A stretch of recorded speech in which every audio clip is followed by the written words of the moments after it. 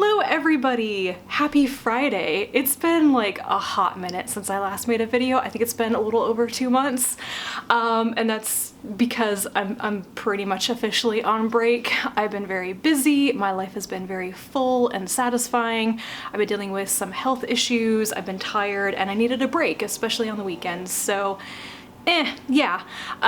Please don't expect regular videos from me right now, but today of all days I was like, I feel like making a Friday Reads video, so here I am.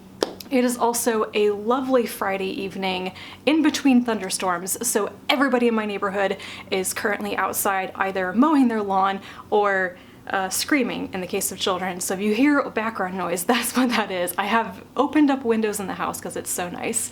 We're just gonna go with it though. So I don't really feel like talking about life stuff. There's not actually that much to say about it. So let's talk about reading, because even though I've been away, I have been slowly but steadily reading things.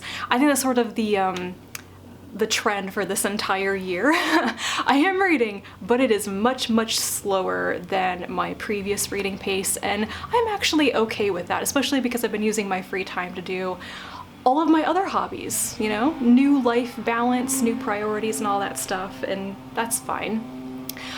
So right now, I am in the middle of a couple of things and about to start a buddy read, and I think Translate-a-thon is like next week or the week after or something. I need to look that up. It's one of the few readathons I plan on participating in this year.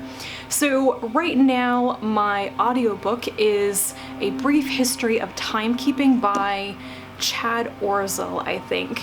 I picked this up randomly because every once in a while I like reading about the concept of time and timekeeping and clocks and stuff, and this is a newer book on that topic, and it's alright so far.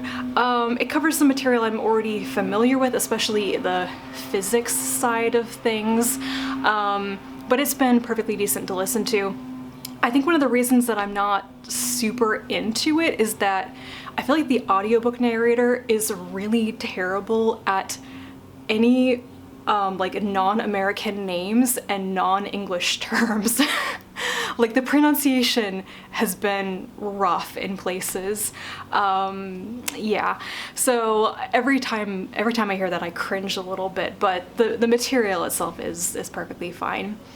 My ebook right now, I have been slowly working on One Night in Bucos by AJ DeMoss. This is the last of her books that I have to catch up on. She writes basically like ancient historical queer romances in like this fictionalized version of the ancient Mediterranean, and this particular book is very much the ancient Greeks and their relationship with the Persians, I guess. They are described all as romances, but I'm halfway through this book and it does not feel like a romance to me. It's more like a mystery plot with the two main characters trying to find their employer slash master who has gone missing in a foreign city after a night of revelry, and he's an ambassador, so they're trying to find him, and I guess at some point they're going to encounter people and have their happily ever afters, but unlike other books I've read by AJ DeMoss, this one hasn't grabbed me as much in terms of the characters and their relationships. I have very quickly consumed all of her other stories in this world because it's just been like immediately the love interests meet and I want to see them together, and it's happening incredibly slowly in this book. So it is actually a really enjoyable read. I quite like it, but my expectations going into it for like the pacing of the romance, I was completely wrong about that. So right now this is just kind of my fun, happy read on the back burner. The other thing I've been reading for months is Termination Shock by Neal Stephenson. Of course, if you know Neal Stephenson, he does not write short books. They are all chunky things, and this is like 700 pages, I think. I don't know, I feel like I've stalled out on this, even though every time I pick it up and read it, I'm like, oh, I really enjoy Stevenson's style, and I really like the way that he does info dumping. His books, to me, have always felt like him geeking out about whatever things he's been interested in recently and building a plot around them, and he does it well. It's not everybody's cup of tea, but I enjoy it. And there's just something about, I think one of the POVs in this novel that is not grabbing me, and yet it's taking up a lot of page time, and I just don't see how it is actually relevant to the rest of the story. And I've gotten a bit bored with it. I'm a third of the way through it, I think, and I don't feel like DNFing it, but at this point I've started to forget that I'm reading it. Anyway, if you've read Termination Shock and you know if it like really gets going and the POVs meet up and everything, let me know, because that's what I need to know to have motivation to actually finish it at this point. Also, I talked about that for so long that my battery died. I am so out of practice. So those are all the things I am trying to finish right now, and I'm about to start one more thing, and that is Fevered Star by Rebecca Roanhorse. I'm going to be buddy reading this with Rhea from the Book Finch. We read the first book, Black Sun, together and really enjoyed it, and I kind of thought that book was like really excellent, but totally a warm-up for the actual story. So I'm like, what is book 2 going to be about?